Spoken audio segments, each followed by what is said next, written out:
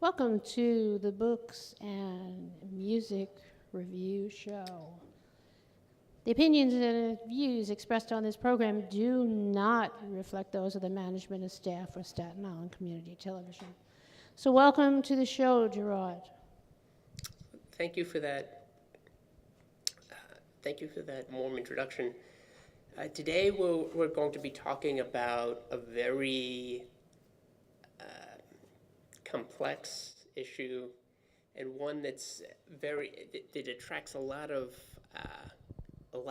publicity and a lot of you could say a lot of heat, but not much light. And that issue is the Middle Middle Eastern Middle Eastern conflict between, excuse me, I'm sorry, the the Arab-Israeli conflict, but in particular, the, the conflict between the Palestinians and the Israeli government. Now, the to just give you a brief overview of what of how we arrived at this state of affairs. The Israel declared its independence in about 4 years after the conclusion of World War II, after the ingathering of the diaspora, primarily Jews who were living in Europe during World War II and survived the Holocaust. Now, during the war itself, Britain had suspended immigration to Palestine, the mandatory Palestine, which they controlled. So, um, there were various routes that Jews living in Europe and Zionist organizations specifically used in order to rescue Jews and relocate them to then what was then Palestine, the British mandated Palestine, and this um, this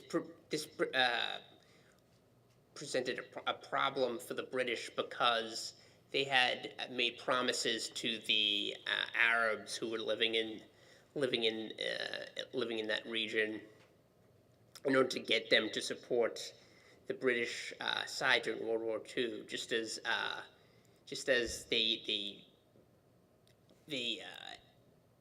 they had promised the Jews a homeland years before with the Balfour Declaration. So by the time World War II ended, you had two parties that were really um, irreconcilable. But I think it should. I think you should.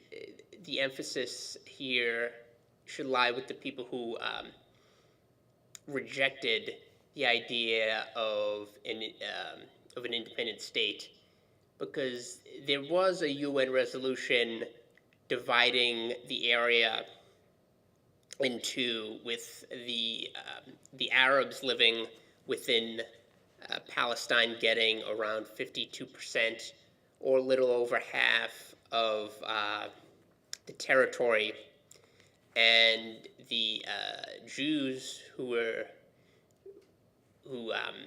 would later declare an independent state, Jewish state of Israel, getting around 48%. So, um, what would become Israel, the people living there, and the political parties accepted this division, but the Arabs, particularly the Arab states outside of what was then Palestine, refused to accept it and declared war. Now, the fighting was already happening. There were already attacks on Jewish settlements and Jewish cities by by Arab militias and also neighboring Arab countries like Jordan and Syria. But by the time Israel had declared independence, and afterwards a full-blown war had engulfed the region, and the countries neighboring Israel were trying to destroy the incipient state. They were trying to eradicate Israel even before it had a chance to establish itself as an independent nation. So that's where that's basically the root of the problem in terms of contemporary the contemporary Middle East. Even though the conflict predated that, there were pogroms in Hebron and other cities within even before the British assumed control. When it was part of the Ottoman Empire, there were attacks on Jewish inhabitants of that region. But the conflict in 1948 and 49, that's where the root of the root of the problem is. So that brings us that brings us to today, where recently, within the past 3 days, there's been what's being described in the press as a march, or the Gaza March, which essentially involves Palestinians living in the Gaza Strip going up to the border of Israel and trying to breach the border. Some of them, a lot of them are protesting.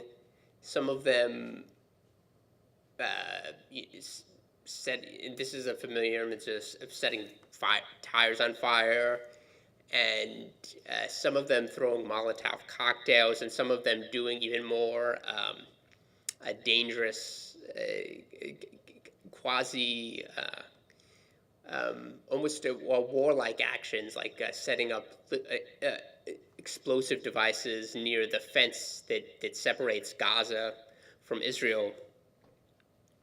And the way it's being portrayed is as it's basically being portrayed as Israel willfully attacking and killing Palestinians who are peacefully protesting.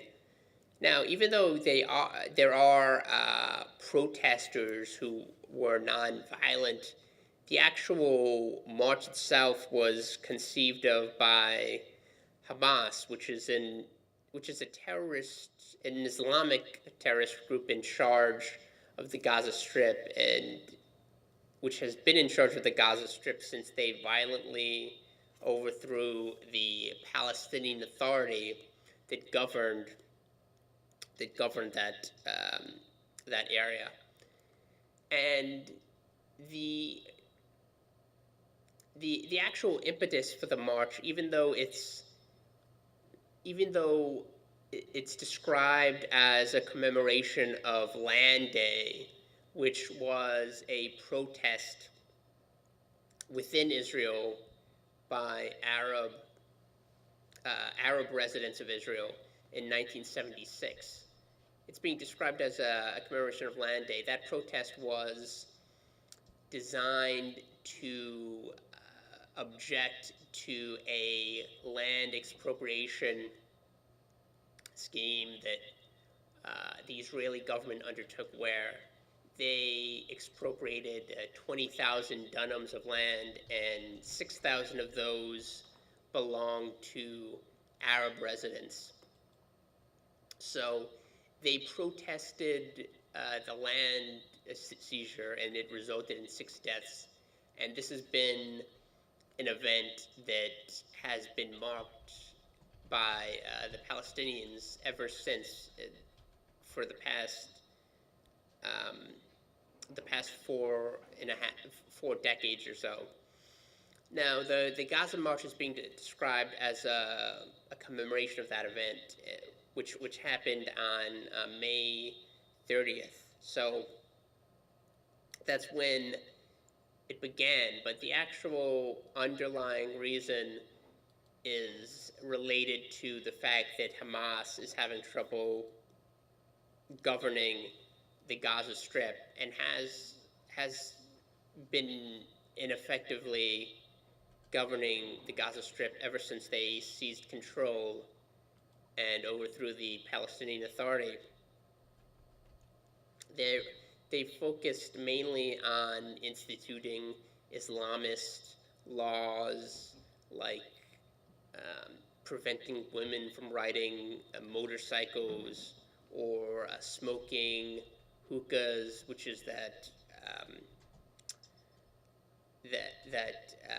pipe device that you see in in Arab culture, where you smoke a something called shisha. I can't even pronounce it, but you basically smoke it through this pipe, which is called a hookah, and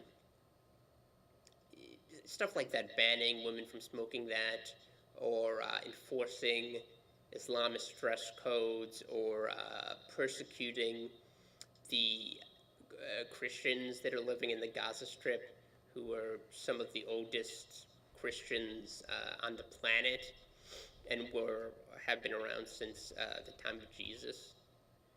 So they've done a lot of they've enforced a lot of these policies that are very similar to Iran, which is one of their sponsors. But they haven't been able to really improve the economy. In fact, most of the cement and the building equipment that has been imported or has been allowed to come into Gaza has been used to build things like underground tunnels into Israel for attacks and things of that nature. So the people within Gaza are very discontented, and one of the ways to I should also add the idea that it's an open air prison camp. It should be noted that there's also an Egyptian blockade on the Gaza Strip. It's not just Israel punishing the Palestinians for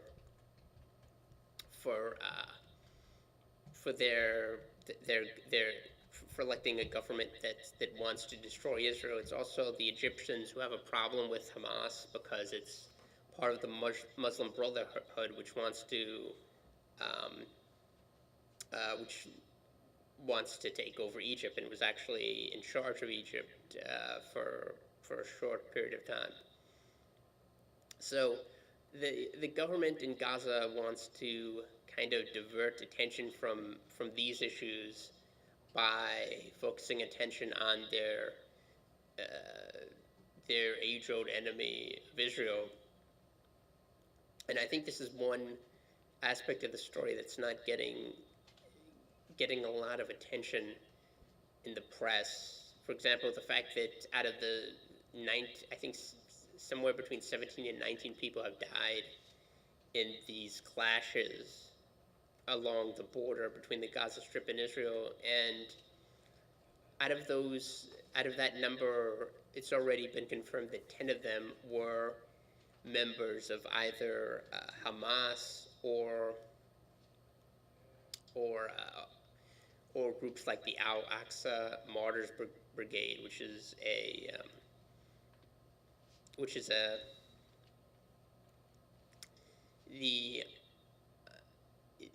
a terrorist group led by or created by the party Fatah, which governs the Palestinian Authority.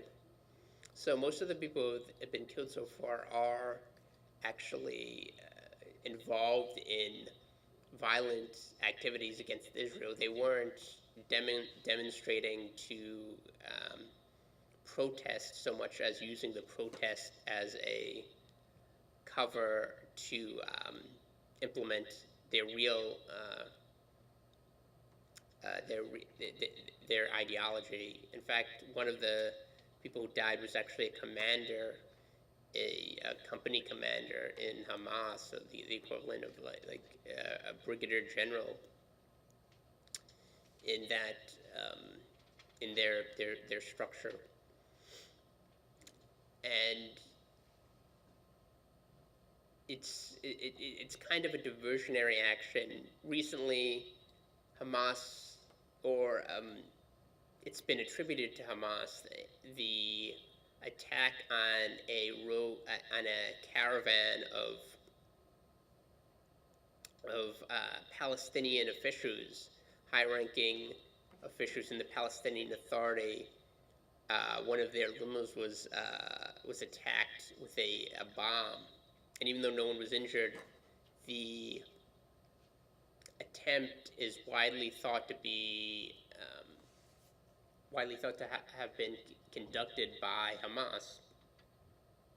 So you have this constellation of events that have very little to do with Israel or the actions of Israel, and the way it's being framed internationally, and even within Israel itself to some degree, is that it's being framed as a conflict between Israel and the Palestinians in Gaza, rather than an intra-Palestinian conflict that's being weaponized and used against Israel instead of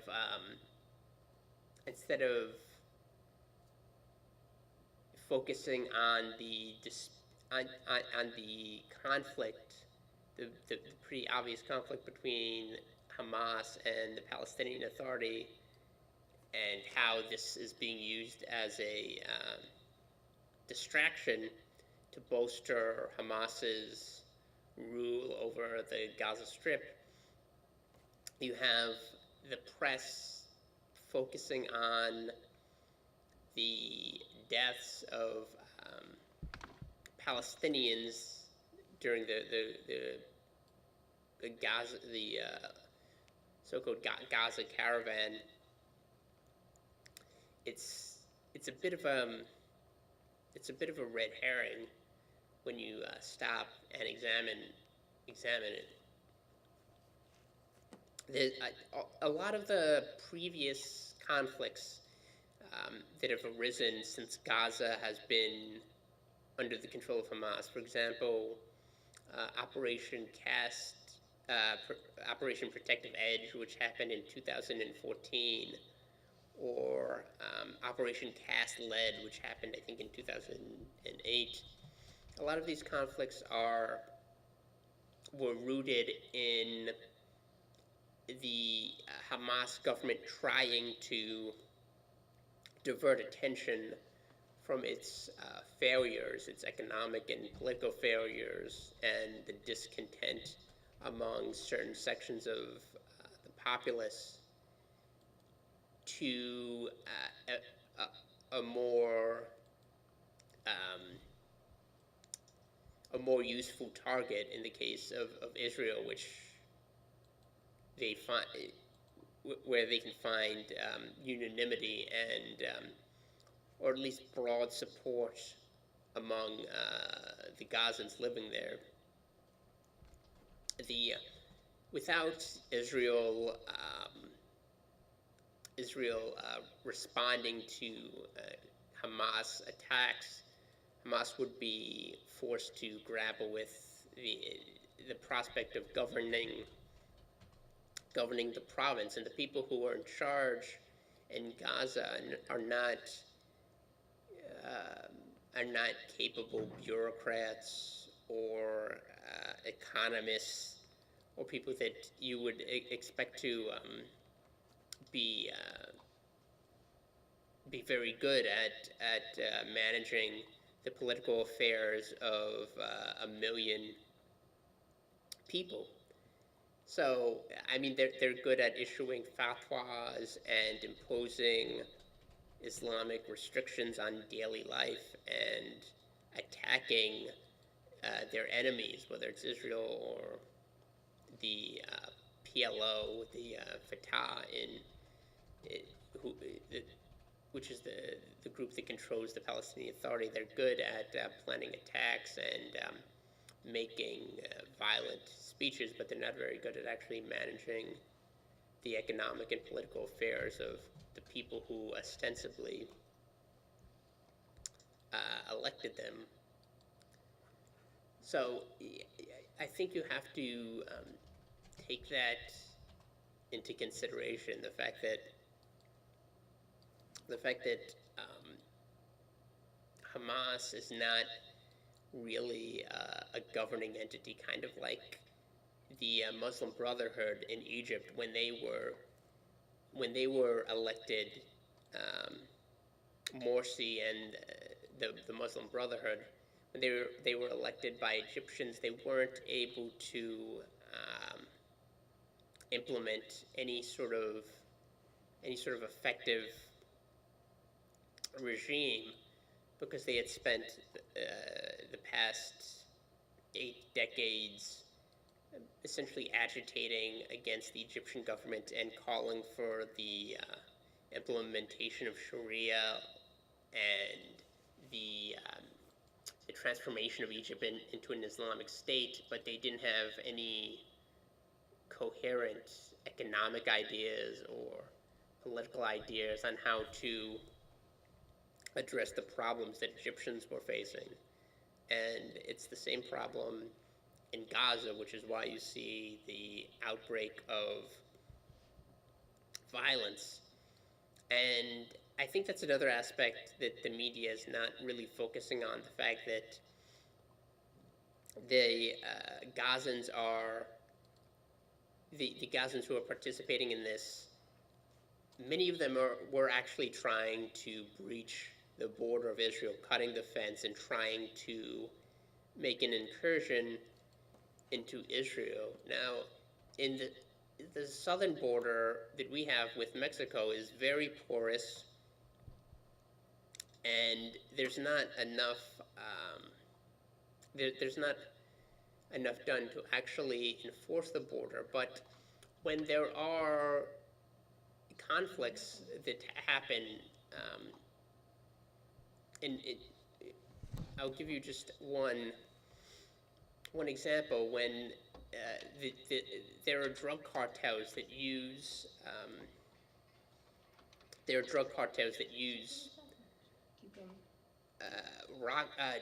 children or pre-teenagers or teenagers to create a diversion, to throw rocks at Border Patrol agents as they're patrolling the border, and to distract them while they smuggle drugs into the United States or smuggle people. They'll use rock throwers within Mexico to attack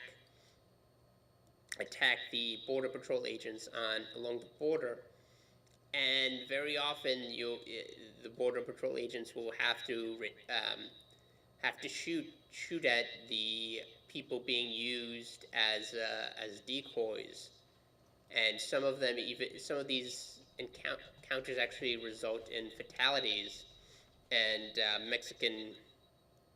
the Mexican rock throwers being shot and even killed in some instances.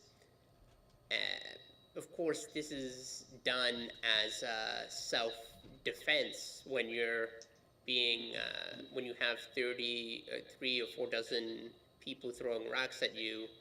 You're essentially being your life is more or less being threatened.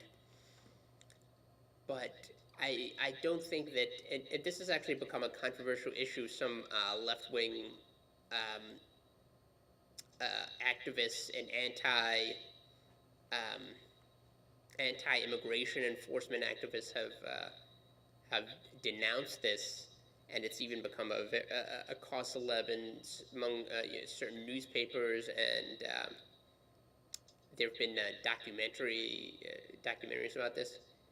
But most Americans would probably say that Border Patrol agents should be able to enforce the law and also protect their lives. And just to circle back to what's happening in Israel, I think most people would agree that Israel should be able to enforce its border. No one agrees that killing innocent protesters is right, but if the protests aren't innocent, if they're actually violent protesters trying to make an incursion into Israel and coming across the border, it makes sense to prevent that from happening, especially when you have terrorists embedded within these groups of allegedly nonviolent protesters. Just like in Mexico, you have drug cartels going across the border, violent drug cartels going across the border and using rock throwing teenagers as a cover in order to violate the U.S. and carry on the illegal narcotics trade. And I think that's the main. I think that's the main issue here, like whether or not countries have a right to defend their borders, even violently, if it's in retaliation to violent incursions upon their sovereignty. It's a complex question, but I think it needs to be aired rather than just have people trying to elicit sympathy over tragic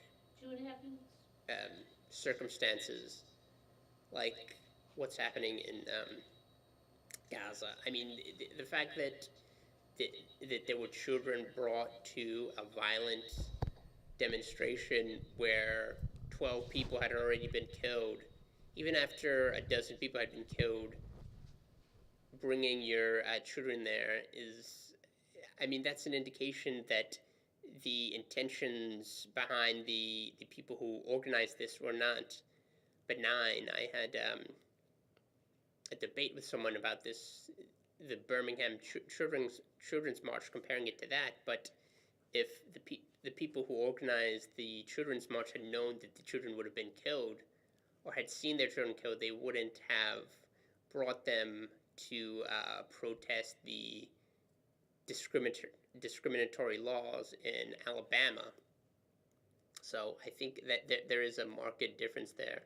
I think people need to look at, like, really examine the motivations behind these events when they hear about them, and not just resort to emotion or have an emotional response that's not based on understanding the actual issues involved. All right.